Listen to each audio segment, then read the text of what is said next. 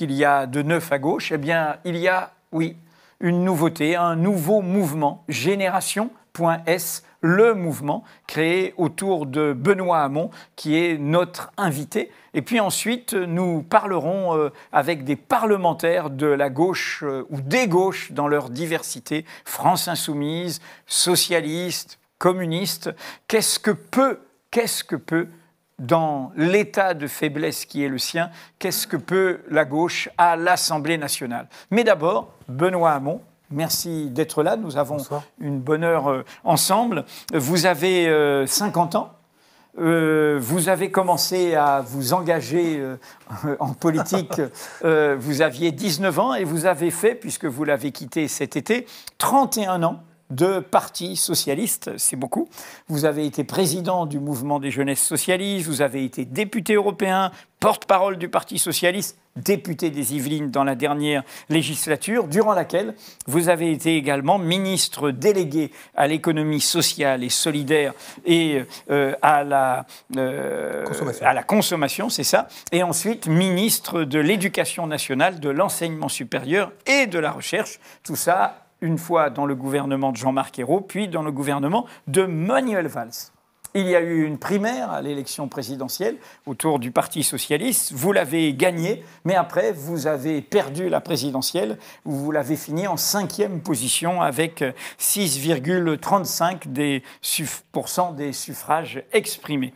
Le 1er juillet de l'année passée, 2017, vous avez annoncé la création de ce mouvement et votre départ du Parti socialiste, mouvement du 1er juillet au début, et puis finalement le 2 décembre, a été créé ce mouvement que chacun peut aller découvrir sur Internet d'un nouveau genre, Génération.S. Et nous allons voir ce qu'il en est, mouvement dont vous n'avez pas de titre de dirigeant, vous êtes simplement qualifié de membre fondateur dans le cadre d'une direction collective. Nous allons visiter tout ça avec mon collègue et confrère Stéphane Aliès qui vous suit de près depuis longtemps. Alors, pour commencer, on va pas vous n'allez pas sans doute apprécier ce qu'on va vous proposer. Nous, c'est notre rôle comme journaliste, on pense que le présent est toujours fait de passé et qu'il y a toujours un à-présent du passé.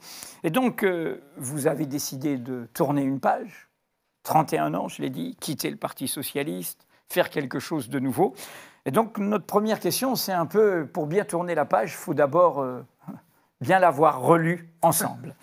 Et donc, on se demande, discussion collective, la question n'est pas que de moi, si, au fond, dans la dernière période, notamment, vous n'avez pas tout fait à l'envers et à contretemps. Je résume. Vous avez participé, avec Arnaud Montebourg, à l'ascension de Manuel Valls, qui a, au fond, en étant nommé Premier ministre en 2014, contribué à briser ce qui faisait un peu l'unité de la gauche ou des gauches dans leur diversité. Il a été nommé, ça a provoqué le départ des écologistes, mais vous êtes resté et vous avez même monté en grade en étant ministre de l'Éducation alors que Cécile Duflot quittait. Quelques mois après, à l'été 2014, vous n'avez pas vraiment décidé de partir, plutôt on vous a sorti et vous étiez plutôt de ceux qui, après cet incident de la cuvée du redressement, auraient peut-être préféré rester, semble-t-il. Ensuite, en 2015, l'un de vos proches, Pouria Amirchahi, a dit « il faut sortir de tout ça, il faut créer quoi ? Un mouvement ». Ce que vous allez faire, mais 2 ans plus tard, un mouvement, le mouvement commun, mais vous ne l'avez pas suivi tout en le regardant d'un œil amical. Et puis enfin, vous quittez après la défaite, mais vous quittez peut-être au moment où il y aurait peut-être une bataille à mener justement au Parti socialiste en vue de son congrès d'avril prochain. Bref, comment, toutes mes questions sont simplificatrices et grossièrement provocantes, mais comment vous, votre génération, y compris Aurélie Filippetti qui vient de rejoindre votre ancienne ministre, votre mouvement Génération, quel est, pour qu'on vous écoute, pour que votre parole ait une certaine portée, quel est votre regard critique, autocritique? Comment vous revisitez tout ça? Non pas ce qu'ont fait les autres, mais ce que vous avez fait. D'abord, vous avez évoqué le Parti socialiste qui va avoir un congrès. Je vais commencer par ça et puis je vais peut-être faire le chemin inverse que vous m'avez proposé. Moi, j'en ai fini avec ce que j'appelle le supplice de l'espérance. Essayer d'espérer qu'au prochain congrès, il y aurait enfin la prise de conscience qui conduirait à ce qu'une majorité éclairée, inscrite délibérément dans le rassemblement de la gauche, porte enfin le Parti socialiste là où je souhaitais qu'il aille. Donc, pour moi, je leur souhaite bonne chance, mais cela ne me regarde pas. J'espère juste que ce parti se dotera d'une orientation et d'une direction qui continueront à l'inscrire dans la gauche. C'est tout ce que je demande. Le reste, je ne m'y intéresse pas et je ne veux pas m'en mêler. Après, je vais concéder une vraie faute politique. En 2014, non pas en 2014, oui en 2014, quand je décide de rester au gouvernement, je le fais avec la conviction que nous avions, même si elle était fragile avec Arnaud Montebourg, qu'il pourrait y avoir un tournant sur les politiques européennes, en raison du poids politique qui serait le nôtre dans ce nouveau gouvernement, et parce que, aussi, il y a la possibilité, pour moi, d'être ministre de l'Éducation, ce qui... à gauche, c'est un peu comme le ministère de l'Intérieur à droite, mais à gauche, la possibilité de travailler à ce que l'école de la République ressemble à cette école de l'égalité, à une école qui fabrique des échos, c'était pour moi une opportunité très forte. Et rapidement, et c'est là le point de désaccord que j'ai avec vous, puisque j'espère que l'histoire, d'ailleurs là-dessus, en tout cas les faits me donneront raison, c'est que moi je me rends compte avec Arnaud Montebourg qu'en fait le poids politique qui est le nôtre et finalement n'est que chimère et que pour l'essentiel on va assister à une accélération de l'agenda social-libéral qui avait commencé déjà avec la préparation du CICE sous Jean-Marc Ayrault, etc., etc. Et donc on a ce rendez-vous de franchi et à ce moment-là il y a le départ et je le dis, je n'ai pas du tout été réticent à partir. J'étais pas très à l'aise avec la forme du départ, ce côté un petit peu tumultueux, ce vacarme, sans qu'on contrôle vraiment les messages. Mais par contre, je l'ai dit au président de la République comme au Premier ministre que je ne souhaitais pas rester là où il me l'avait proposé. À partir de là, on pourrait faire la liste effectivement des moments où il eût été opportun peut-être de sortir, peut-être plutôt en même temps, je vais vous dire. Moi, ma part de vérité, même si elle se traduit par un échec à la fin, en tout cas la vérité des convictions et du projet que j'ai porté, elle commence aux primaires et elle se termine le 23 avril ou se prolonge le 1er juillet. Mais c'est dans ce moment-là que je mets dans le débat public ce en quoi je crois. J'entends bien, mais avant... mais c'est pour vous dire que... sur ces questions, en tout cas cette question que vous me posez, est-ce qu'il n'aurait pas fallu sortir en même temps pour Amir Chahi, est-ce qu'il n'aurait pas fallu, peut-être, sans doute, qui n'a pas à un moment ou à un autre cédé à une forme d'hubris, c'est-à-dire que le ministère de l'Éducation nationale, ce que je me reproche, c'est d'avoir cru que j'aurais pu y faire avec ce gouvernement-là ce que je voulais y faire. Et il y a sans doute eu, dans ce moment-là, une forme j'ai cédé à l'hubris, l'idée de... Juste une relance pour bien préciser ça. Premièrement, quand on voit l'évolution encore plus droitière, autoritaire, réactionnaire, conservatrice de Manuel Valls aujourd'hui, comment est-il possible que des gens aussi expérimentés dans les débats internes au Parti socialiste, ayant vu déjà ce que défendait Manuel Valls, qui disait qu'il faudrait changer le nom, etc., aient pu croire que vous pouviez vous embarquer au cœur de ce quinquennat autour de cet homme comme Premier ministre. On a surestimé le poids politique qu'on aurait et la capacité de François Hollande à en tenir compte. Et ce qu'on a surestimé, c'est ça, et sous-estimé la conversion libérale qui était celle de Manuel Valls, mais ça qui était ancienne, et de François Hollande. Et incontestablement, on a surestimé nos propres forces, mais ce sont des choix compliqué, de dire « Ok, on les laisse gouverner pendant 2 ans et demi selon un agenda qui nous inquiétait », ou alors on essaie de peser de l'intérieur. C'est toujours, c'est jamais simple. Vous auriez pu continuer avec Jean-Marc Ayrault. Pourquoi Jean-Marc Ayrault est un social-démocrate plus traditionnel qu'un Valls qui quand même plus traditionnel, mais avec objectivement, des choix politiques qui étaient faits sur les questions économiques. Mais c'était pire avec Valls encore. Qui vous dit qu'il n'y aurait pas eu ce qu'on appelle la loi Macron et les lois travail? On y courait tranquillement. Et le fait est, qu'au moment de la déchéance de nationalité, c'est sans doute une décision de Manuel Valls et de François Hollande, à laquelle s'est opposé Jean-Marc Ayrault, et à laquelle il a fini par ne plus s'opposer pour réintégrer le gouvernement. Donc, comment vous dire, sur ces questions lourdes qui mettaient en jeu les valeurs, les principes, et on parle souvent de la déchéance de nationalité, mais pour moi, c'est la rupture intellectuelle, culturelle, avec ceux qui acceptaient finalement de toucher à un principe sacré de la République. Mais la loi travail est une rupture au moins aussi forte. La loi dite El Khomri. La loi El Khomri, parce qu'elle pose un principe que la gauche n'avait jamais osé poser jusqu'ici. C'est que la responsabilité du chômage tenait à l'accumulation des droits pour les salariés et qu'il fallait alléger les droits des uns pour pouvoir embaucher les autres. Et d'ailleurs, au passage, comme le fait maintenant, et avait commencé à le faire le précédent gouvernement, en contrôlant davantage les chômeurs, etc. etc. Donc ces 2 ruptures-là, qui étaient intellectuelles, philosophiques aussi, m'ont conduit, moi, à déposer d'ailleurs à l'époque une motion de censure, à prendre mes distances. Mais la vraie rupture, elle est affranchie et se prolonge ensuite. Peut-être aurait-il dû intervenir plus tôt, mais bon, c'est ainsi.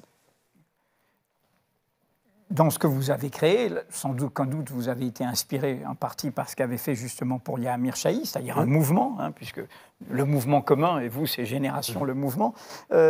Question, toujours pour tester la confiance que ceux qui nous écoutent peuvent avoir dans ce projet. Vous avez fait ça pour avoir votre écurie, vous avez fait ça pour avoir votre propre mouvement, pour vous dire j'ai plus de marge au PS et il faut que j'ai un levier. Vous voulez vous-même être à nouveau candidat, vous voulez être tête de liste à une campagne européenne. Il y a une conférence de presse qui est annoncée avec le mouvement Diem 25 de Yanis Varoufakis, le 21 janvier. Est-ce que vous... Question simple, est-ce que, quels que soient les habillages, vous avez fait ça pour faire un mouvement autour de Benoît Hamon qui permet à ce que Benoît Hamon rentre dans le jeu? Bon, d'abord, pourquoi on l'a fait? Question cash, comme oui, cash, non mais vous avez raison.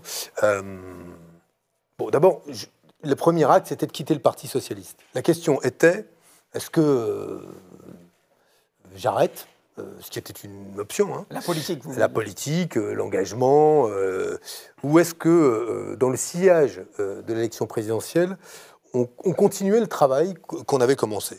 Pourquoi? Parce que là où l'élection présidentielle est utile, malgré tout, à la gauche, même si elle connaît une défaite historique, c'est que on a réussi, durant cette année chaude sur le plan politique, où les consciences sont en éveil, où le dimanche, au repas de famille ou dans l'entreprise, on parle des sujets politiques mis en débat, on a réussi à faire basculer, à partir de la primaire, le débat de la question identitaire et nationale à la question sociale, notamment par le revenu universel.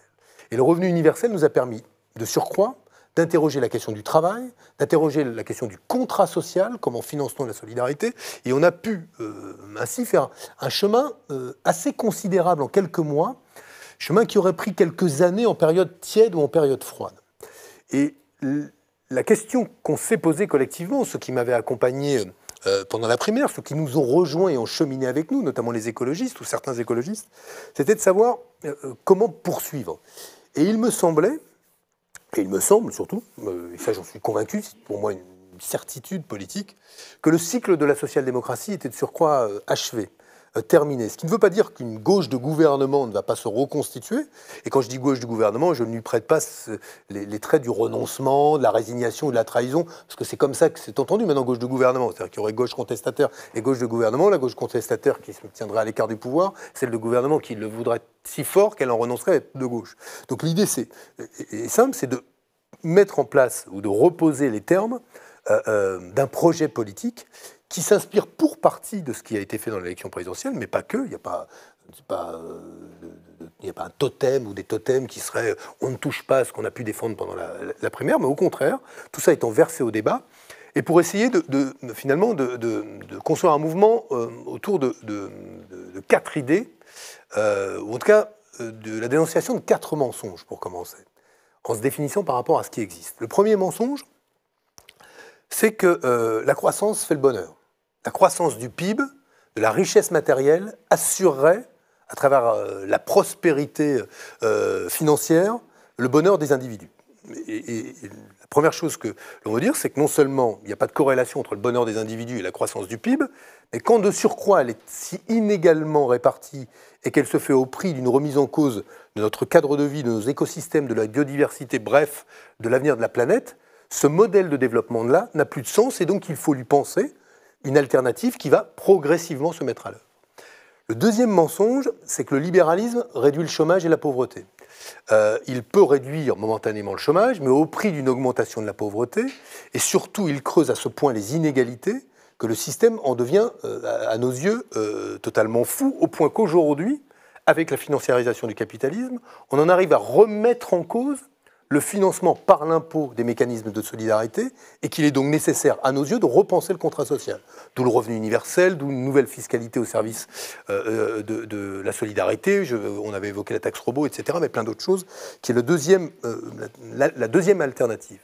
Le troisième mensonge, c'est que la République fabrique des égaux. Et ce n'est plus vrai. Que la République fabrique des égaux. En tout cas, l'égalité. La 5e n'en fabrique plus. Avec si peu de services publics, encore moins. Et que la question aujourd'hui de l'accès aux services publics et de la manière dont nos services publics nous protègent de manière équivalente, que l'on habite Roubaix, Paris 7e, un arrondissement cossu de Marseille ou Trappes, cette question-là se pose. La question de la réussite scolaire et des chances qu'offre à chaque enfant la République de pouvoir s'épanouir et de s'affranchir de sa condition sociale d'origine ne sont pas là encore les mêmes. Et sur ces grandes questions, là, il y avait un beau débat à faire sur la République et qui ne se résume pas à la manière dont il a été envisagé depuis quelques années maintenant, sous la forme d'une instrumentalisation de la loi 1905 et de la laïcité, sous la forme d'une approche de l'égalité femmes-hommes que moi j'ai au cœur de mon engagement, mais qui se traduisent systématiquement par un focus sur une seule et même catégorie de la population, que sont les musulmans. Donc troisième et la quatrième, oui. C'était mieux avant. Parce qu'il y a beaucoup de gens à le dire, ça, que c'était mieux avant. Et moi, je ne crois pas. Je ne crois pas que ça a été mieux avant. Je pense qu'on était au contraire, il y a peut-être des choses qui étaient mieux avant, mais globalement, nos sociétés aujourd'hui ne sont pas pires que ce qu'il y avait il y a 10, 20 ou 30 ans en matière de démocratie, de violence, d'injustice. Objectivement, on a tous les instruments aujourd'hui pour faire mieux, plus harmonieux, plus tempérant, plus bienveillant, et en donnant du sens à ces mots-là, autre que celui que leur donne le président de la République, qui aujourd'hui paie en monnaie de singe et en symbole la majorité des Français les plus pauvres, mais paie en euros sonnants et trébuchants les Français les plus riches. Donc, autour de ça, on construit un nouveau mouvement. Alors, il y a Benoît Hamon dedans, je vous confirme, j'y suis. Cette incarnation-là nous aide à cette étape du mouvement, parce qu'elle nous permet, dans le sillage de l'élection présidentielle, de pouvoir d'avoir eu autant d'adhérents si vite, ou de membres, puisqu'il n'y a pas encore de cotisation. Combien ? C'est plus de 50 000 aujourd'hui. Alors, ce sont des... numériques. 50 000 personnes qui remplissent un questionnaire, qui répondent, etc. Beaucoup qui font des dons par... on a le même problème que vous, hein, on demande aussi aux vies des dons. Et donc, mais on est vraiment plutôt content. C'est-à-dire qu'on ne pensait pas... on est plutôt sur la courbe haute de nos prévisions. Mais Benoît Hamon, là-dedans, il est évidemment... je ne vais pas dire parler de moi à la troisième personne, ça va devenir ridicule, mais évidemment, je suis une personnalité centrale du mouvement, celle qui l'incarne aujourd'hui dans les médias. Je vais vous rendre public notre organigramme, nos porte-paroles, donner de la visibilité aussi à une génération nouvelle. Vous le verrez dans le binôme de porte-parole que nous aurons, avec la volonté justement de se sortir de ces figures de l'ancien quinquennat, voire même des... Vous m'avez donné un gros coup de vieux. Je n'avais jamais mesuré que j'avais fait 31 ans de ma vie au PS. Mais, et donc, il n'y aura pas que cela. On va le voir, ça va se voir. Et voilà, donc maintenant, vous me posez plein de questions sur l'avenir. On verra. Moi, je construis avec d'autres d'abord un mouvement politique crédible. Vous avez laissé entendre que vous serez candidat aux élections européennes. Oui, c'est une question qu'on se pose très concrètement en ce moment. Je vais en parler avec Yanis Varoufakis. C'est la première échéance électorale, c'est en 2019. Très proche des municipales. 2020. Qui est pour nous au moins aussi importante, sinon plus presque. Mais oui, l'enjeu européen, pourquoi est-ce que assez naturellement un mouvement comme Génération s'inscrira dans ce débat-là? D'abord parce que dans la charte que nous avons adoptée, nous nous disons fédéralistes. Nous disons aujourd'hui qu'il n'y a pas de solution hors d'Europe à la crise européenne. Nous considérons aujourd'hui que les choix qui sont faits, tant à la Commission qu'au Conseil, qui continuent à mettre en œuvre un agenda qui se traduit par une politique d'austérité, la volonté de ne pas user des instruments qu'on a, notamment des politiques monétaires, pour engager la transition écologique. La poursuite d'une politique qui aspire à multiplier les accords de libre-échange. On a le CETA, on pourrait avoir le TAFTA, mais en gros, le pari du libre-échange comme instrument de la croissance. La dérégulation du marché du travail, la réduction de la dépense publique. Bref, tout ça qui est en train de désintégrer l'Europe, cette politique-là, qu'elle aura des défenseurs, le tandem Macron-Merkel, qui défendront cet agenda-là, et qu'en face, la seule riposte que l'on entend nous réplique est ou nationaliste extrême droite, ou souverainiste, mais avec un agenda qui pourrait conduire à la sortie de l'Union européenne. Nous disons même à traité constant, même s'il faut vouloir changer les traités, qu'à traité constant, nous sommes capables, le lundi qui suit les élections européennes, à 9h du matin, quand les portes de la Commission s'ouvrent et celles du Parlement européen, de mettre sur la table un projet politique qui change et réoriente les choix de la construction européenne. En clair, nous considérons qu'il n'y a pas de solution, pas d'autre solution qu'européenne à la crise de l'Europe. Le rejet des politiques austéritaires et du libéralisme ne nous amènera pas à jeter le projet européen avec, même si on mesure tous les obstacles qu'il y a sur le chemin. C'est la démarche, en tout cas, sur laquelle nous travaillons aujourd'hui avec Diem 25, mais pas que. Mais la démarche, je peux donner, c'est d'obtenir une majorité, parce que pour faire ça, pour pouvoir réorienter l'Europe, il faut être majoritaire. Mais nous visons à être le groupe, si demain nous avons des candidats, le plus important possible au Parlement européen. Oui, mais votre chemin de crête entre le souverainisme ou la défense d'un plan B européen et le merkelisme macronien, c'est un lac, une mer, un océan. En l'état des derniers votes aux européennes, c'est pas si évident. Mais qui votera on verra. Mais si la seule manière de dire « vive l'Europe aujourd'hui », c'est de continuer avec des gens qui vous disent « vive l'Europe, mais surtout n'y faisons pas de politique, il n'y a qu'une seule politique possible », elle conduira à ce que viennent grandir et grossir les rangs de ceux qui rejettent le projet européen. Je vais quand même mettre à la place des gens de gauche, 2 secondes. Hein. Parce que moi, je suis anti-austéritaire jusqu'au bout des ongles. Je ne supporte pas cette politique-là, celle qui fait du service public le responsable de tous les problèmes, des chômeurs le responsable de leur propre chômage, des sans-abri le responsable du fait qu'ils n'ont pas de toit au-dessus de la tête, etc. etc. Tout ça est un non-sens absolu. Mais, et j'assume moi par exemple qu'il faut avoir des règles de protection des intérêts européens aux frontières de l'Europe, que vis-à-vis du Canada, des États-Unis, de la Corée ou de la Chine, il faut arrêter de se comporter comme des nains politiques qui ouvrent grand leurs frontières, ne savent pas protéger ni leurs modèles sociaux, ni leurs services publics, etc. etc. Pour autant, dire cela, est-ce que ça doit nous conduire à dire, écoutez, pour faire de la politique, puisque nous ne pouvons pas en faire au niveau européen, il faut retrouver des marges de manœuvre au niveau national. Dites-moi, dans l'état d'urgence climatique dans lequel nous sommes, si nous engagions un processus de sortie de l'Europe, quelles seraient les marges de manœuvre que nous trouverions au niveau national pour pouvoir engager la conversion écologique de notre économie? À supposer qu'on les trouve quand même, en dépit du coût d'une sortie de l'Union européenne. À supposer qu'on les trouve quand même. Allez-vous me dire à quoi cela servirait-il qu'il n'y ait que la France à convertir son économie à l'écologie et que tous les autres, eux, restent l'arme au pied, sans engager ce qui devrait être la contribution du continent européen à la lutte contre le réchauffement, c'est-à-dire l'engagement de l'Europe dans ce projet-là. Quelle est la clé pour changer cela? Tout le monde la connaît, tout le monde sait où elle est, à traité constant. La Banque centrale européenne et la Banque européenne d'investissement. On est parfaitement capable aujourd'hui, au regard des politiques monétaires qui ont été permises par le Conseil et la Commission, c'est-à-dire des politiques dites de quantitative easing. La Banque centrale européenne injecte jusqu'à 80 milliards certains mois, aujourd'hui 40 milliards d'euros chaque mois dans l'économie européenne pour soutenir les banques qui sont censées prêter aux entreprises et aux ménages et pour amener la croissance. Plus de 2000 milliards depuis 2015.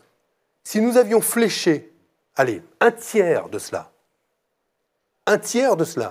vers des investissements, des travaux d'infrastructure, une transformation de notre modèle économique qui favorise la transition énergétique, qui recherche un modèle économique qui soit beaucoup plus sobre, qui, sur le plan énergétique, qui fasse le choix de la transition écologique, je pense à l'agroécologie, je pense à la montée en puissance du bio, on pourrait voir, il y a des milliers de secteurs possibles.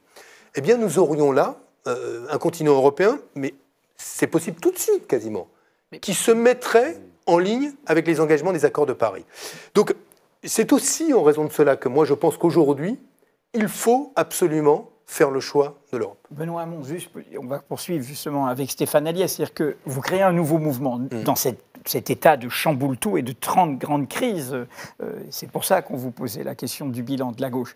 Je vous écoute, je me dis tout ce qu'il dit sur l'Europe, on voit bien en quoi ça le dissocie d'un de ses partenaires, la France insoumise, qui n'a pas tout à fait ce même type de discours. On l'a pour le moins illustré dans les débats, y compris avec un de vos soutiens, Thomas Piketty, qui avait discuté avec Éric Coquerel sur ce sujet pendant la campagne présidentielle, ici même à Mediapart. Mais question toute simple, je vous écoute, il y a un mouvement qui s'appelle Europe Écologie Les Verts, qui est profondément distingué dans l'offre politique par son engagement européen. Pourquoi rajouter un mouvement en plus entre ces deux-là? Vous voulez être le trait d'union? Vous voulez... C'est une question... Oui, vous comprenez bien, parce qu'on essaye de comprendre. Oui. Y compris, vous n'avez pas répondu à ma question. Si vous êtes, par exemple, candidat aux élections européennes en 2019 et que vous êtes élu, vous ne serez pas candidat à la présidentielle. Puisque si vous vous engagez sur l'Europe, vous vous engagez vraiment. L'Europe, ce n'est pas un petit garage pour aller se faire un petit complément de revenus. Donc ça veut dire, et dites-le ce soir, que si vous êtes candidat en 2019 et que vous êtes élu au Parlement européen, vous ne serez pas candidat à la présidentielle. Ni l'un ni l'autre, parce que je ne sais même pas si je serai candidat aux élections européennes. Et alors pour ce qui est de 2022, Edwy Plenel, je veux bien qu'on fasse des...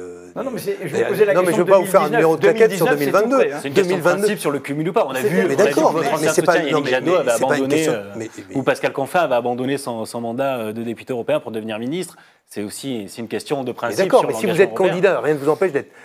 C'était pas une question de cumul. C'était ce que disait Edwy Plenel. C'est si vous êtes député européen, est-ce que vous c'est la volonté d'Edwy Plenel d'avoir du buzz et qu'on soit repris. Dans le fonctionnement des institutions européennes, honnêtement, français s'investissent vraiment dans l'Europe. Vous avez entièrement raison. Mais sauf que si on peut avoir un président de la République qui demain pense, vu le poids du Conseil aujourd'hui dans les institutions européennes, qu'il faut et faire changer les traités et modifier le cours des... pas les deux. Non, mais ce que je veux dire, c'est que même en termes d'efficacité, ce serait un non-sens que de dire bon, écoutez, je préfère rester au Parlement européen plutôt que d'être président de la République, surtout sur la question européenne.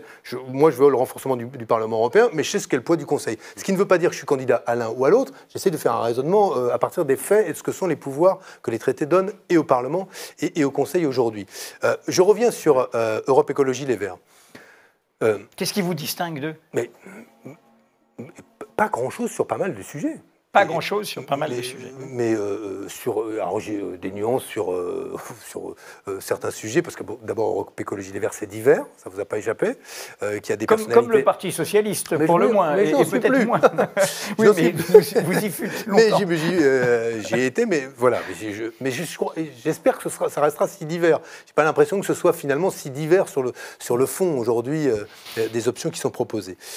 Moi, il me semble aujourd'hui que le privilège, finalement, que nous offre à nous Emmanuel Macron, en dehors d'entretenir les privilèges de ceux qui en avaient déjà beaucoup, c'est la liberté avec laquelle on peut échapper aux enclos auxquels on appartenait. Et je sens cette aspiration aussi forte à Europe Écologie Les Verts qu'elle est forte au Parti Socialiste. C'est-à-dire la possibilité demain d'imaginer construire un mouvement qui n'est pas forcément Génération. Moi, je ne dis pas que le point d'arrivée de tout ce qui chemine à gauche, c'est Génération. Je m'inscris même dans la volonté que demain, nous bâtissions une maison commune dont je dis que Génération pourrait être une des poutres, mais dont je n'exclus a priori personne. Moi, je ne suis pas là pour dire qui a le droit de participer à la discussion. Tout le monde est bienvenu. Et il y a déjà des discussions qui existent. La question qui nous était posée à nous, c'est pensions-nous être utiles à la reconstruction de la gauche, à la manière dont la tradition socialiste pouvait harmonieusement vivre avec la tradition de l'écologie politique en restant les uns chez les écolos, les autres chez les socialistes. Moi, j'ai pris ma décision. Des écologistes prendront peut-être des décisions semblables aux miennes, j'en sais rien, on verra.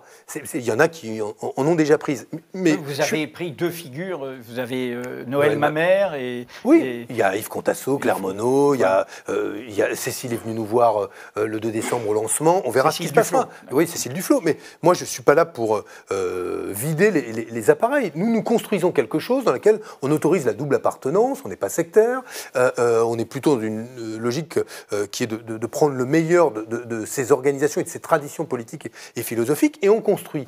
Et cette liberté-là, moi, je l'échangerais maintenant pour rien au monde. Elle est trop précieuse, surtout dans la manière avec laquelle on peut rentrer dans des débats qui étaient des débats jusqu'ici tellement codés, tellement ritualisés qu'on était impuissants dans nos appareils respectifs. Donc moi, je ne suis plus dans un enclos. Est-ce que pour autant, Europe Écologie Les Verts, en tant que tel, comme formation politique, n'a pas vocation demain à être un partenaire naturel de Génération, par exemple, aux élections européennes, si nous y allions? Évidemment que oui. C'est même l'inverse, c'est que si vous n'arrivez pas à faire liste commune, ce sera un échec. Justement, on a la volonté d'incarner la troisième voie européenne. Moi, je le souhaite. Je le souhaite et je le dis publiquement, comme je le souhaite avec les communistes s'ils le souhaitent, comme je le souhaite avec Varoufakis, comme je le souhaite avec des grands mouvements avec lesquels nous commençons à discuter au niveau européen, des gens de Die Linke, des gens du SPD qui ne sont pas très contents de ce qui vient de se passer pour l'Allemagne, la gauche italienne qui se restructure, les gens de Syriza en dépit de Yanis et les oppositions entre Varoufakis et Tsipras qui existent. Je pense qu'il faut qu'on se retrouve. Moi, j'ai envie de discuter avec les Verts européens. Notre mouvement se reconnaît dans la charte des Verts au niveau mondial. C'est inscrit dans cette tradition-là, comme dans la tradition de gauche. Moi, j'ai pas envie pour être très clair, nous sommes au carrefour de cela et on essaye, et aujourd'hui nous construisons d'ailleurs, je sais pas, nous construisons un projet politique qui s'inspire de ces traditions européennes, fédéralistes, et inspiré des traditions et socialistes et celles de l'écologie politique. Est-ce qu'on peut dire que c'est ce que vous venez d'expliquer, c'est votre point de distinction, de différence, voire de divergence avec Jean-Luc Mélenchon et la France insoumise? Écoutez, celui-là en est un. Je pense que dans le rapport au travail, nous en avons un autre. C'était intéressant le débat sur le revenu universel, parce qu'il nous a interrogés sur la place que nous voulions donner au travail dans nos sociétés. Moi, je suis convaincu qu'il faut qu'on prenne toute la mesure des transformations à l'œuvre, en lien notamment avec la révolution numérique et la financiarisation du capitalisme. La destruction des emplois par la révolution numérique. D'une part, la financiarisation du capitalisme a conduit à une explosion des statuts dans les entreprises et une individualisation de facto du statut des salariés ou du travailleur qui sont de moins en moins liés aux autres travailleurs et dans l'obligation de devoir s'en sortir eux-mêmes, donc plus d'individualisation. Et d'autre part, la révolution numérique, elle vient avec les opportunités qu'elle offre, incroyable pour nous améliorer notre vie, pour commencer à améliorer la vie de ceux qui vont bien. J'espère aussi un peu améliorer la vie de ceux qui vont moins bien. Mais il y a des opportunités incroyables dans la santé, dans le domaine des transports, des mobilités, de l'écologie. Tout ça est formidable. Et en même temps, on voit que dans tous les secteurs, l'impact en termes d'emploi, tant qu'on restera chapeauté et dominé par un système dans lequel on réduit au maximum les coûts pour maximiser le rendement de l'investissement en capital, eh bien, il y aura des destructions par millions d'emplois. Je veux dire, moi, j'aimerais bien que ce soit le contraire. Je pense qu'on peut éviter cela. Et vous disiez divergence avec la France insoumise. Mais justement, dans le fait que la conclusion que nous on en tire, c'est qu'il faut faire le revenu universel comme un moyen justement, puisque le travail est de plus en plus individualisé, de redonner de l'autonomie à celui qui n'en a pas vis-à-vis de son employeur. Quelle est la capacité que j'aurais, moi, demain, si je travaillais dans un EHPAD, une maison de retraite, que je gagne 1 200 € par mois, quelle est ma capacité à négocier? Nulle. Elle est nulle. Si demain j'ai un revenu universel qui complète mon salaire, j'ai donc un pouvoir d'achat qui me permet d'envisager la réduction de mon temps de travail.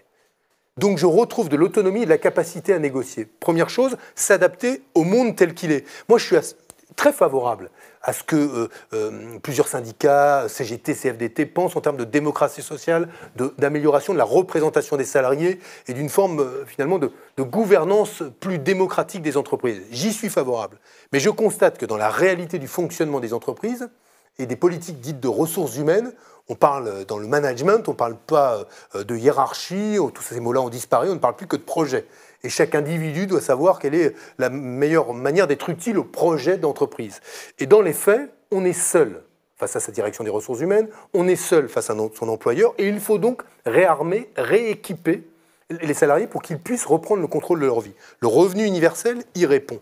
Et en outre, il s'intègre à une vision de la société qui, et ça c'est révolutionnaire, vraiment, considère que ce n'est plus l'emploi qui a le monopole du travail, qu'on peut travailler quand on est bénévole, qu'on peut travailler quand on est chez soi, et que ce travail-là mérite une forme de reconnaissance à travers le revenu universel.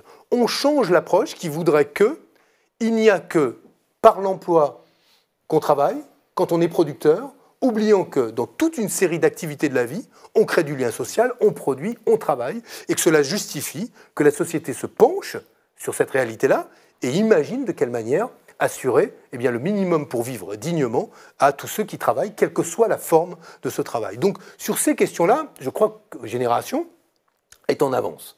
Dans le débat politique. D'ailleurs, il n'y a qu'à voir la manière dont le débat monte. On est en avance, et en même temps, on aura un vrai débat politique avec les libéraux, parce que la capacité du capitalisme est toujours de s'adapter admirablement bien à sa critique. Et aujourd'hui, on voit bien que sur le revenu universel, une partie du camp libéral s'approprie, ou en tout cas s'approprie, l'ont défendu aussi historiquement, mais refait du revenu universel un étendard, mais avec la volonté de dire bon, écoutez, on vous donne 500 € et c'est pour solde de tout compte, soignez-vous, habillez-vous, logez-vous, et qu'on n'entende plus parler de sécurité sociale ou de quoi que ce soit, c'en est fini. Donc on a des batailles politiques à mener, et celle-là en est une immense, parce que se joue le contrat social. Sur l'identité. Voilà, pour revenir juste au mouvement, vous dites on est en avance. Sur ce point, je renvoie nos lecteurs sur les débats passionnant sur le revenu de base universel. On a fait beaucoup, vous le tapez dans le moteur de recherche, on a fait beaucoup d'articles et de débats avec certains de vos proches et d'autres qui contestaient et qui appréciaient. Mais juste pour revenir au mouvement, vous dites on est en avance. Et qu'est-ce que c'est aujourd'hui, donc, Génération, le mouvement? Vous nous disiez 50 000 adhérents et on remplit un fichier d'inscription. Est-ce qu'à un moment donné, on passe à l'adhésion ou pas? Vous nous parliez, avant qu'on commence, de la mise en place d'une direction par tirage au sort. Mais après, concrètement, à la base, on va faire quoi là-dedans? Parce qu'il y a un autre mouvement, et d'où il parlait pour Yamir Chahi du mouvement commun, mais il y a quand même le mouvement de la France Insoumise qui est aussi construit comme un mouvement, qui est finalement très horizontal tout en étant très vertical. Comment on peut être très horizontal et très vertical? On est ou l'un ou l'autre, en fait. Avec des communautés, en tout cas avec des comités de base. Des groupes d'appui, comme ils disent, qui sont déjà sur le terrain. C'est là où, quand je vous dis tourner en avance sur les idées, mais sur le terrain, sur le militantisme, qu'est-ce que c'est aujourd'hui Génération? Moi, je ne vois pas beaucoup d'affiches Génération, je ne vois pas beaucoup de débats. Je vous confirme, parce qu'on n'en a pas, et que c'est peut-être pas sur des affiches que vous nous verrez en premier. On a aujourd'hui des centaines de comités locaux qui se sont constitués, plusieurs par ville, ça dépend, dans les grandes villes, qui animent le débat politique, ont leur propre ordre du jour, priorité, font vivre le débat sur nos plateformes. On a des plateformes d'échange et participatifs, tout ça marche plutôt bien, mais nous sommes un mouvement très jeune. On a 4-5 mois, qui se construit, dont les prochains rendez-vous sont en juin, sous une forme qu'on n'a pas encore arrêtée. On réfléchit peut-être à faire un festival, on va voir, mais on en fera aussi un moment où on va arrêter notre démocratie interne, notre fonctionnement, la manière dont on peut concilier l'horizontalité et l'efficacité. Chez vous, il y aura un droit de tendance au sein de Génération? Mais écoutez, je ne vais pas répondre à cette question. mais je vais pas répondre à cette question. Lui, il en a eu soupé. Pas pour y échapper, mais parce que je ne la connais pas encore, cette réponse. Je m'explique.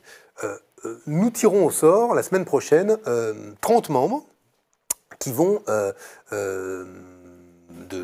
du mouvement, qui vont constituer le deuxième pan de la coordination du mouvement.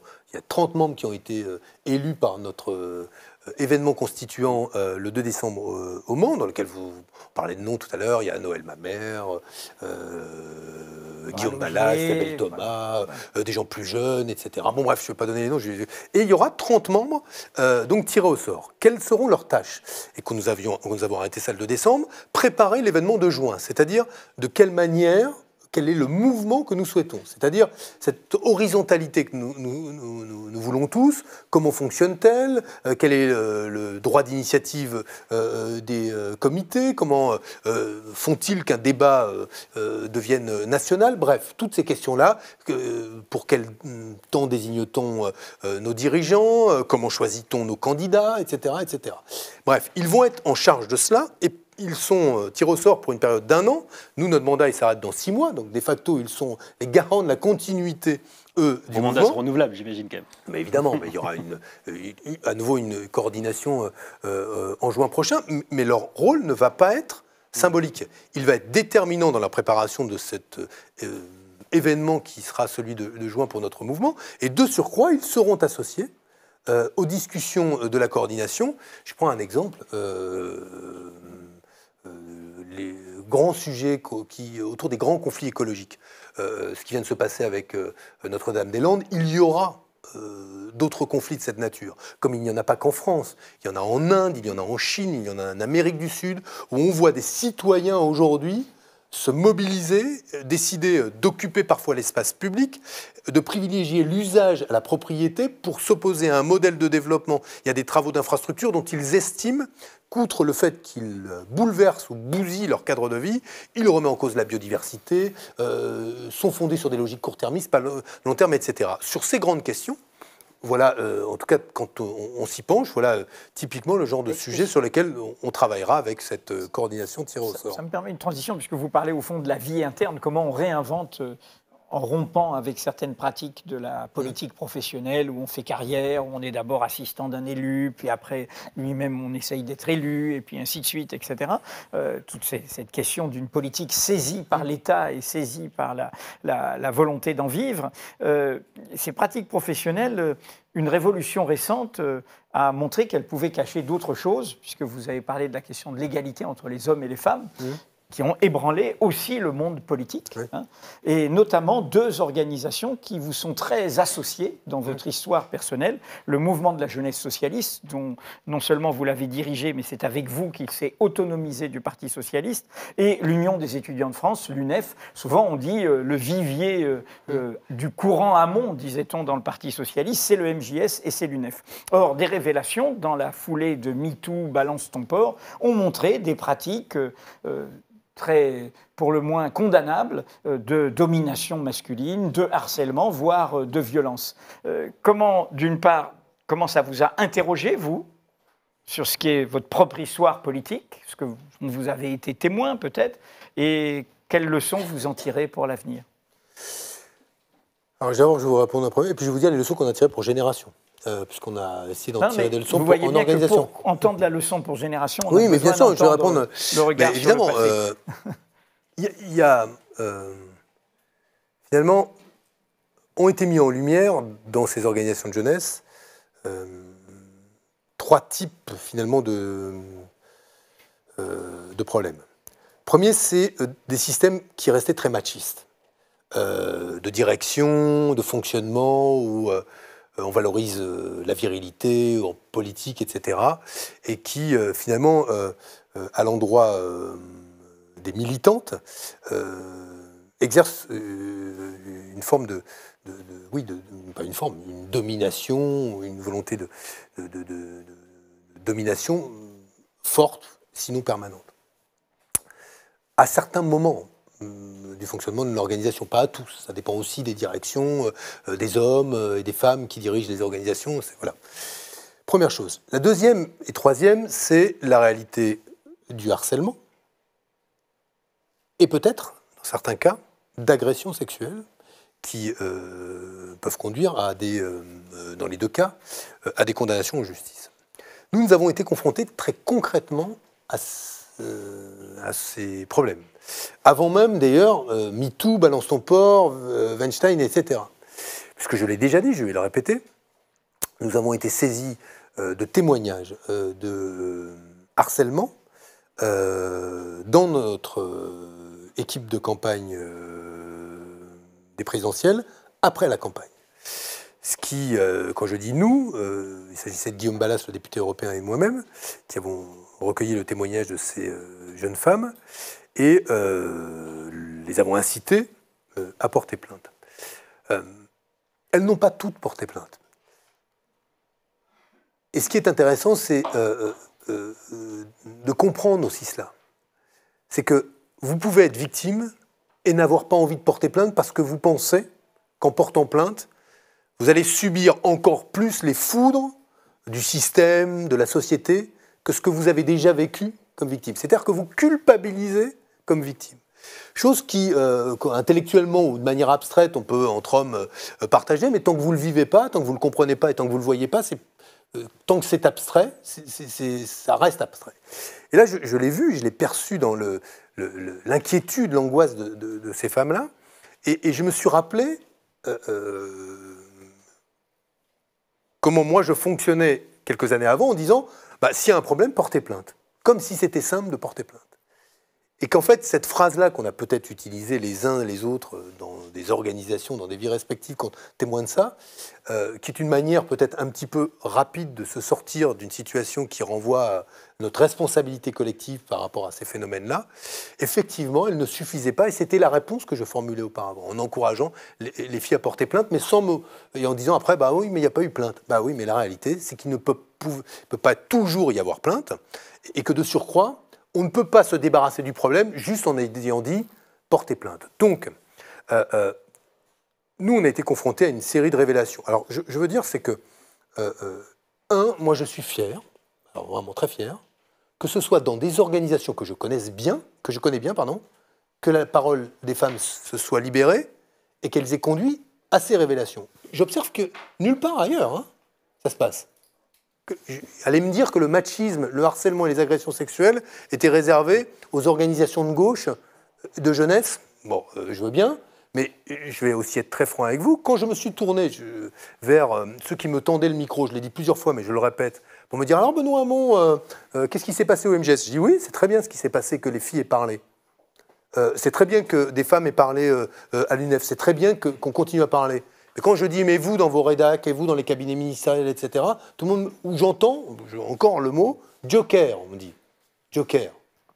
Oui, écoutez, moi, je suis dans une organisation aujourd'hui, Génération, qui tire les leçons de cela. Moi, j'ai jamais prétendu que notre fonctionnement était parfait. J'ai jamais prétendu que nous étions exemplaires et que nous avions été les uns et les autres, et moi, y compris vertueux, dans la, comment dire, dans la prise en compte de ces phénomènes-là, mais on en a tiré les conséquences. Alors, quelles sont-elles ? J'évoquais une première innovation démocratique avec un conseil, une direction tirée au sort pour moitié dans notre mouvement, mais nous sommes dotés d'une structure indépendante de la direction qui va assurer la formation, l'information de nos membres et accueillir les témoignages s'il y en avait pour toute forme de discrimination, de harcèlement ou d'agression sexuelle. C'est un comité qui existe à côté de la direction, de façon à ce que la direction d'un mouvement qui fait vite, mais vous interrogez toutes les organisations, s'interrogent quand il y a un événement comme celui-là, sur se dire « Ouh là là, mais c'est pas bon du tout pour le mouvement que ça arrive ». Pour qu'on ne soit pas prisonnier finalement de contingences politiques, nous avons voulu que ce soit à côté de la direction, que ces questions-là soient traitées et que finalement des rapports nous soient faits et que qu'on n'ait pas à traiter finalement des cas de harcèlement au gré des humeurs politiques d'une coordination, d'une direction politique. En termes de formation et d'information, l'ancien ministre de l'Éducation que vous êtes ne regrette pas d'avoir, pas tout seul, hein, vous avez participé à plusieurs, mais d'avoir en tout cas été le ministre de l'Éducation qui a accédé aux demandes de tout un gouvernement d'enterrer les ABCD de l'égalité, qui était quand même la réponse, une des réponses les plus évidentes. Pardon de parler comme ça. Parce que c'est cash des vous allez me dire que du coup on a remplacé ça par la formation à l'ESP. Les ABCD, c'était une expérimentation. Ouais. Donc on disait, on fait des modules, mais totalement divers, d'une académie à une autre. Mais non, c'est pas ça. Écoutez-moi. Le but, c'était, est-ce qu'on généralise une politique qui est une politique de formation des maîtres à la réalité des inégalités femmes-hommes, etc. Puisque c'était ça le sujet. Mais ce n'était pas de multiplier des expérimentations. On n'en avait pas les moyens, etc. C'était pas un recul face à une pression disant c'est la théorie du genre, pas vrai. etc. C'est bon, c'est avec Najat Vallaud-Belkacem qu'on a pris cette décision ensemble. On a fait un rapport, il y a eu une évaluation de ce qui avait marché, de ce qui n'avait pas marché. On se rendait compte qu'il y avait des modules qui fermaient les élèves, qui se recroquevillaient, qui n'en comprenaient pas la valeur pédagogique, et d'autres qui étaient très efficaces. Quelles conséquences on en tire? On fait une mallette pour tous les enseignants pour pouvoir se former à ces questions. On forme en formation initiale la totalité de ceux qui passent par les écoles supérieures du professorat et de l'éducation à ces questions d'égalité femmes-hommes. On ouvre la possibilité aux établissements de pouvoir justement accéder au meilleur des modules des ABCD pour pouvoir justement former les profs et les personnels d'éducation. Et là, pardon de le dire, on s'est focalisé comme d'habitude sur un nom, une étiquette. C'est, je veux dire, le sage vous montre la lune, l'imbécile regarde le doigt. Je ne sais pas pour vous, hein, Stéphane, que je dis ça, mais ce que tout le monde m'a dit, mais vous arrêtez les ABCD, vous arrêtez les ABCD. En réalité, on a eu une politique que jamais on avait eue dans l'éducation nationale en matière d'égalité femmes-hommes. Personne ne sait ce qu'il y avait dans les ABCD. Vous savez ce qu'il y avait dedans, vous? Oui, j'ai quoi? Non, mais je vous assure. Non, mais qui sait ce qu'étaient les modules? Moi, je m'y suis intéressé et j'ai regardé l'évaluation. Alors, je veux bien ce truc-là. Pourquoi je me fâche, c'est que vraiment, sur cette question des ABCD de l'égalité... Symboliquement, vous pensez qu'il n'y a pas eu... on n'a pas donné l'impression d'avoir cédé à la frange la plus réactionnaire du pays sur la question de l'égalité homme-femme. Oui, mais on forme tout. On forme... Ah non, mais attendez. Non seulement on forme l'ensemble des profs au fait qu'ils peuvent avoir des comportements dits genrés à l'égard des élèves, quand ils sont profs en maternelle, quand ils sont profs en primaire. Donc on les informe là-dessus, on leur donne des armes, là où les élèves contestent parfois l'égalité femmes-hommes. Pour justement, je suis prof de géo ou prof d'anglais. Je donne un texte sur ce sujet-là. Un élève me dit non, mais attendez, ça n'existe pas, etc. Comment moi, comme prof de géographie, sur ces questions-là, j'aborde le problème ou prof d'anglais? Bref, on arme tous les profs aux situations qu'ils pourraient rencontrer et en formation initiale. On s'attache à donner des instruments aux professeurs. Alors, c'est peut-être pas parfait, j'ai pas été vérifié comment ça se passait aujourd'hui, mais ça a été notre réponse. Avant, il n'y avait rien. Depuis que Benoît Hamon a été ministre de l'Éducation, il y a ça. Avant, il y avait une expérimentation dans quelques académies. Maintenant, il y a dans toutes les écoles supérieures du professorat et de l'éducation. Donc, on peut s'attacher au symbole. Moi, je suis content d'avoir fait ce que j'ai fait. Benoît Hamon, avant qu'on passe à une question d'actualité à laquelle je vais vous demander de réagir, j'avais une question concrète, puisque vous avez compris notre fil conducteur sur comment on réinvente la politique. Vous avez quitté le PS, vous fondez un nouveau mouvement, vous essayez de réinventer de nouvelles pratiques. Tant que je sache, vous êtes toujours conseiller régional en Île-de-France, mais vous avez rejoint, puisqu'on parlait du métier d'enseignant, vous-même, vous avez un métier aujourd'hui? Oui, je viens de créer, c'est tout neuf, une société qui va faire du conseil en matière d'entrepreneuriat social, d'économie sociale et solidaire et de développement du modèle de l'économie sociale. La loi sur l'économie sociale et solidaire, dont j'étais... l'artisan prévoyait que les acteurs de l'ESS vérifient la conformité de leurs principes ou de leur fonctionnement avec les principes de l'ESS plutôt. Et voilà un terrain sur lequel moi je vais proposer aux entreprises de l'ESS de les accompagner et de les aider. Et aussi, pour rien vous cacher, j'aimerais aider un certain nombre d'institutions, notamment à l'étranger, à envisager ou à imaginer de développer des stratégies en matière d'économie sociale et solidaire. Donc, pour l'instant, je suis tout seul. Société de conseil, elle a un nom? Elle s'appelle BH Horizon. BH voilà. Horizon, d'accord.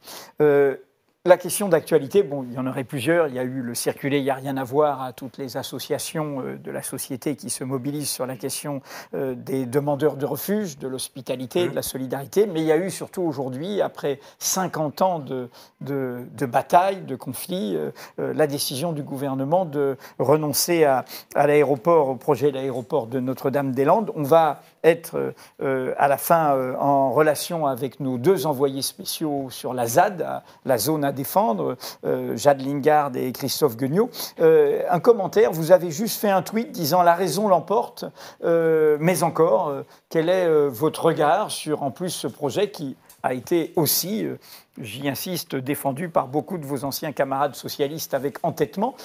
Qu'est-ce que vous pensez de ce qui se passe et de ce qu'il faut faire maintenant? Et qui n'a pas été votre préoccupation pendant le dernier quinquennat. On vous a pas souvent entendu... Sur Notre-Dame-des-Landes, ouais, je me suis exprimé pendant la présidentielle parce que c'était un sujet de l'élection présidentielle. Vous avez dit que si vous étiez élu, vous y renonceriez. Voilà, le contraire du président de la République actuel, mais je me réjouis qu'il se rallie à la raison et qu'il ait changé d'avis, le président de la République.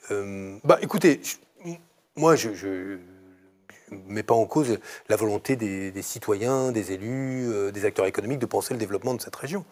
La question, c'est passait-il ce développement par Notre-Dame-des-Landes? La réponse pour moi, en tant que projet d'infrastructure, était déjà non. Et vu le coût et le prix sur le plan social et de l'ordre public que cela supposait en plus, il me semblait que c'était parfaitement déraisonnable. Donc, moi, je me réjouis de cette décision, et je m'en réjouis parce qu'elle nous permet maintenant, de manière beaucoup plus sereine, d'envisager, notamment en Loire-Atlantique, dans les Pays de Loire et peut-être en Bretagne, l'avenir de ces régions sans être tenu et suspendu au sort de Notre-Dame-des-Landes. On va pouvoir travailler, peut-être qu'il y aura de la rancune, peut-être qu'il y a de la colère, et je peux la comprendre, parce que il y a quand même des gens qui ont l'impression d'avoir été menés en bateau, notamment tous ceux qui, au Parti socialiste, ont tous voté Macron au premier tour des élections présidentielles et pas au second, en contrepartie des promesses qu'il avait faites, et qui se retrouvent gros gens comme devant. Bon, écoutez, moi j'ai été clair sur ce sujet, et Emmanuel Macron a menti, mais ce n'est pas le seul mensonge du personnage. Je pense qu'il y en a de nombreux, et notamment, je le disais tout à l'heure, ce qui va finir par être sa marque de fabrique, mais pose un problème démocratique évident. C'est qu'on ne peut pas, d'un côté, d'une main, avoir des discours pleins d'humanité, et de l'autre, avoir une politique d'une telle brutalité. Et je vais reprendre l'exemple que je donne partout pour dire qui est à l'origine de cela, mais je le reprends chez vous comme je l'ai donné ailleurs. Et pardon de ma répétition, j'étais à Saint-Étienne-du-Rouvray. À Saint-Étienne-du-Rouvray, le directeur du centre social associatif de Saint-Étienne-du-Rouvray m'a dit l'émotion qui avait été la sienne en écoutant Emmanuel Macron en 2017, en juillet 2017, rendre hommage un an après l'assassinat du prêtre dans l'église, à la résilience de la population à Saint-Étienne-du-Rouvray, notant au passage la qualité du travail associatif et des associations à Saint-Étienne-du-Rouvray. Dans ce centre social associatif, où il y avait 10 emplois aidés, il n'était plus que 6 en raison du non-renouvellement par la préfète de Seine-Maritime, sur instruction du gouvernement, de 4 de ces emplois aidés. Quelle est l'activité qu'abandonne ce centre social? Le soutien scolaire, c'est-à-dire ce qui est devenu indispensable et si précieux à des familles pour espérer que par l'école, leurs enfants puissent réussir et trouver leur propre voie. Voilà ce que sont les conséquences des politiques brutales,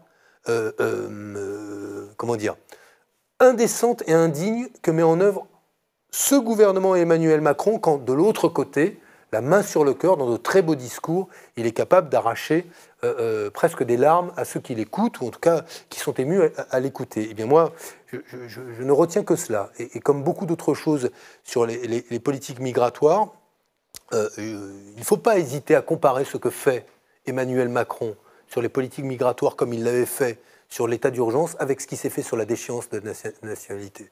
Nous sommes en train de rompre avec des principes sacrés de la République. Peut-être est-ce moins spectaculaire pour ce qui est de l'accueil inconditionnel. Peut-être est-ce moins spectaculaire, mais c'est comparable. C'est qu'aujourd'hui, le président de la République française, qui est celui qui est le garant des lois, de l'état de droit, est en train de restreindre les libertés fondamentales et de remettre en cause des principes sacrés de la République. Concrètement, durement, brutalement, de manière tangible. La réalité, c'est quand on se cogne, je crois que c'est Lacan qui disait ça, eh bien on s'y cogne à la réalité d'Emmanuel Macron. Et elle est dure, elle est brutale. Alors ça vaut que quelques libéraux qui pensent que les ordonnances travail font pas de mal se réveillent sur les politiques migratoires, je pense à Pisani-Ferry et quelques autres, très bien, c'est bien qu'ils se réveillent là-dessus. Je le dis à un certain nombre d'éditorialistes et de journalistes, ça avait commencé avant que Pisani-Ferry fasse une tribune, la contestation de ces politiques-là. Notamment sur Mediapart. Oui, notamment sur Mediapart, et disons-le, de la part des associations. C'est-à-dire quand du Secours catholique à la Fondation Abbé Pierre, Emmaüs, Médecins du Monde, la FNARS, quittent le bureau du ministre de l'Intérieur tant ils sont choqués par les propos et les politiques du ministre de l'Intérieur. Ce n'est pas l'UNEF qui quitte le bureau du ministre de l'Éducation, ça on connaît, c'est du classique. Mais là, on parle d'associations qui ont une tradition de dialogue avec. Là, elles toutes, et qu'elles font un recours pour dénoncer cette circulaire. On voit où se situe la rupture. Et je le dis, quand on prend l'épisode d'avant sur l'intégration au droit commun de l'état d'urgence, d'autres associations tout aussi respectables, toutes les associations de défense des droits de l'homme, dénonçaient cela. Et je veux dire qu'il faille attendre qu'il y ait une tribune. Je respecte ceux qui ont fait la tribune, je me réjouis qu'ils la fassent. Mais ils se réveillent bien tard par rapport aux restrictions des libertés fondamentales. Ici, oui, bon, ils le savent. Ils n'ont pas attendu. Merci Benoît Hamon. Vous avez reçu il y a un an au moment de la campagne présidentielle. Là, bon, on va suivre toutes les étapes. Et là, on va aller sur la ZAD, à Notre-Dame-des-Landes, retrouver Jade Lingard et Christophe Gueugnot, qui sont partis aujourd'hui. Est-ce qu'ils sont là? Est-ce que la connexion fonctionne? Oui, bonsoir. Bonsoir, moi je ne vous vois pas, mais on vous entend. Ok. Eh bien, je suis avec Christophe Gueugnot à mes côtés. Nous sommes à la Vacherie, qui est le lieu historique de la lutte de Notre-Dame-des-Landes. C'est la ferme de Sylvain Fresneau, qui fait partie des paysans historiques qui ont été condamnés à l'expulsion de leur ferme à cause du projet d'aéroport et qui ce soir accueille des dizaines, une centaine et peut-être plus de personnes dans le grand hangar de la Vacherie. Alors c'est particulièrement émouvant parce que le hangar de la Vacherie, ça a été le lieu de départ de moult manifestations sur la ZAD de Notre-Dame-des-Landes. C'est à la Vacherie qu'avait été annoncé le résultat de la consultation en 2016, l'année dernière, la consultation donc qui avait donné le oui à l'aéroport favorable à la consultation qui avait été organisée. Donc c'est un lieu qui est vraiment central, qui est plein des émotions passées et qui ce soir est rempli d'une émotion de joie. Mais comment vous décrire une joie pleine, une joie physique, les gens s'embrassent. Les gens se font des câlins, les gens chantent, rient, ont les larmes aux yeux. Enfin, c'est vraiment une expérience assez incroyable de joie collective qui se joue là ce soir. Il fait un peu froid, tout à l'heure il a plu. Il y a donc des mares, un peu de boue autour de la Vacherie, comme toujours. Mais tous ces gens, dans un bonheur et un sentiment de victoire, profond et en même temps apaisé, sans aucune agressivité. Des enfants jouent autour de moi, au sein de la Vacherie. On voit tous les âges qui partagent des verres de bière ensemble, ces fameux verres de bière marqués du sceau de l'ACIPA, l'association contre l'aéroport, non à l'aéroport. C'est vraiment un moment de très grande émotion. Dis-moi, Jade, comment ils ressentent sur le terrain la suite, puisque on a vu que le Premier ministre donnait jusqu'au printemps pour l'évacuation, même s'il y a eu aussi des rumeurs, des bruits, des informations sur de fortes mobilisations de renforts de forces de l'ordre, mais il y aurait un délai jusqu'au printemps, mais dans l'esprit du gouvernement, c'est l'évacuation. Et comme on l'explique sur Mediapart aujourd'hui, tous ceux qui t'entourent, si j'ai bien compris, veulent préserver après cette victoire, la ZAD, je vous cite, comme un espace d'expérimentation sociale, environnementale, agricole. Alors que, si j'ai bien compris, Édouard Philippe, ça doit revenir simplement de l'agriculture comme avant.